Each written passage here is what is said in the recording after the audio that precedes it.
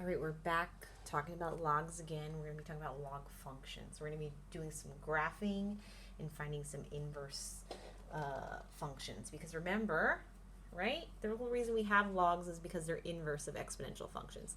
Y equals log base b of x is the inverse of y equals b to the x. And then if you want to take something in log form and write it in exponential form, it's b to the y equals x, right? The inverse of that right there. So we're going to start with looking at some graphs. So we're going to look at these two graphs, y equals log base 2 of x and y equals 2 to the x.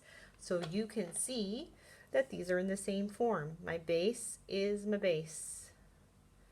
No, y is my y, and then we've got x here and x there. So this is in this form, log base b of x, and then we got their b is of x.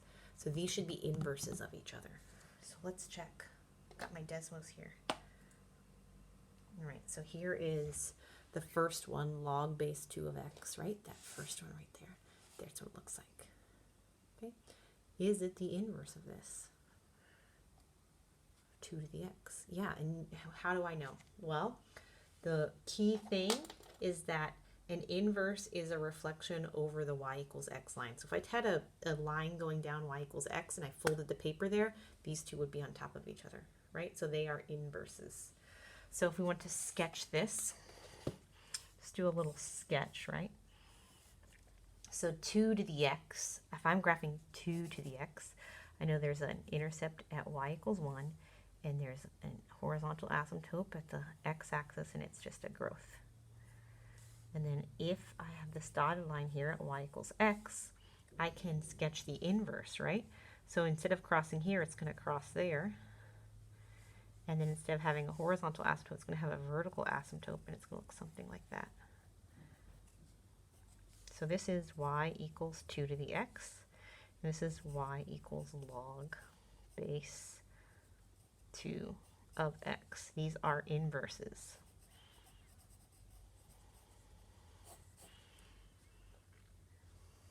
Okay, we're going to keep working with these.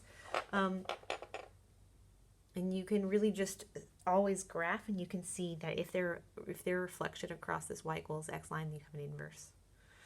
And so now also same thing as we talked about with transformations, they don't go away. So if you have something like this, g to the x equals log base 2 of x plus 3, I know that this is going to be a transformation of the log base 2 graph. And what is this plus 3 doing it to it? It's translating it 3 units left. And I don't have that one, but I could plot it. Let's see if I type it in here. I'm just going to call it y3 equals, so you can graph that on Desmos. Let's do it. Log base 2 of, what was it, x plus 3.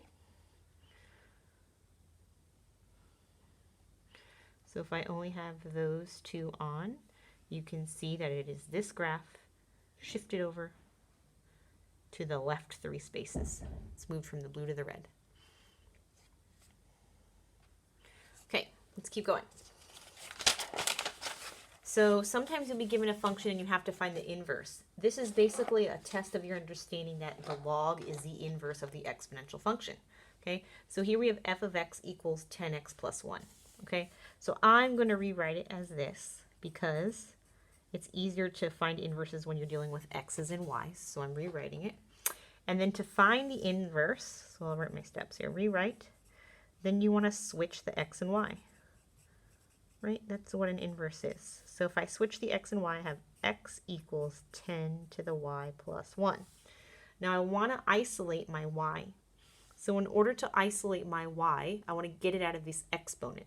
So to get it out of this exponent, I can write it in log form. I can write this as log base 10 of x equals y plus 1. So here we rewrote in log form. That's my next step. And now I can just solve for y, right? So log, I don't even need to write base 10 because it's implied, of x minus 1 equals y. So if they're asking me to find the inverse function, I have it here, and then the proper notation is to write it as like this. The inverse of f of x is log of x minus 1. And then we can check. I have those two already typed in here. So y equals 10x plus 1. There it is. And we said that this, oh, this isn't right. This shouldn't be have a parentheses around it. It should just be log of x minus 1. If I turn that on, yeah, it is the inverse, because if I had a line here for y equals x, which I could actually, I don't know, let's try y5 equals x. I don't think I've used that yet. You can see that that is a reflection across the y equals x line. So they are inverses of each other. All right, let's try another one. Let's try this one. G of x equals log base 7 of x plus 5. So I'm going to rewrite it with a y. Now I'm going to switch my x and y. X equals log 7 of y plus 5. Now I'm going to get this y out of the log. So to get it out of the log, I'm going to write it in exponential form. So it would become 7 to the x equals y plus 5. And now I'm just solving for y. So 7 to the x minus 5 equals y, which now I can write it in proper inverse notation. So the inverse, except it's not f, it's g, right? The inverse of g of x is 7x take away 5. And then we can check it on our graph. There's our y. So there's our original function, purple. Here is our inverse that we calculated. Let me make it not black. And you can see that it is a reflection. If I folded that over here on this black line, they would be on top of each other. Quick way to check. And now we're going to do just a quick word problem about a plane's altitude, because it introduces something called average rate of change. So average rate of change is just the slope, right? How is something changing over a given interval? So altitude is how high a plane flies. So which plane's altitude shows a greater rate of change over time between 10 and 15? So plane A, their altitude is given by this function with natural log here. In plane B, they just give you 2 points.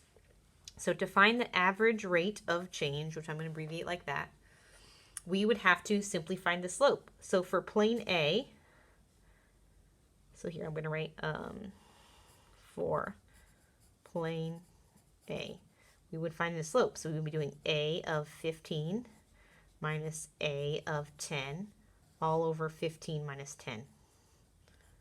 Right, and how am I finding A of 15 and A of 10? I'm just going to plug in 15 and 10 into this function. And when you do that, I can show you one, but you guys should be able to do this on your own, right? It would be 9,200 times ln of 15 plus 10,000. So you end up with, this first one is 34,914.06, right? And you do the same thing for 10, and you get your number and divide it by 5. That would end up with 746.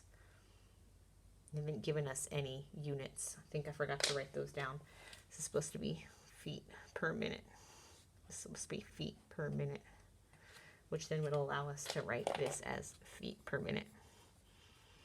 And then the average rate of change for plane B, well, we don't have to plug in anything. They give us the points, right? It would be A of 15 is 39,449. Take away A of 10, well, that would be 37,497. Over 15 minus 10, well, that'd be over 5. And that comes out to be 390 feet per minute. So which altitude shows a greater rate of change over time? Plane A. Right, that's just an application of using a log function to represent and model a situation. All right, see you guys next time. Bye.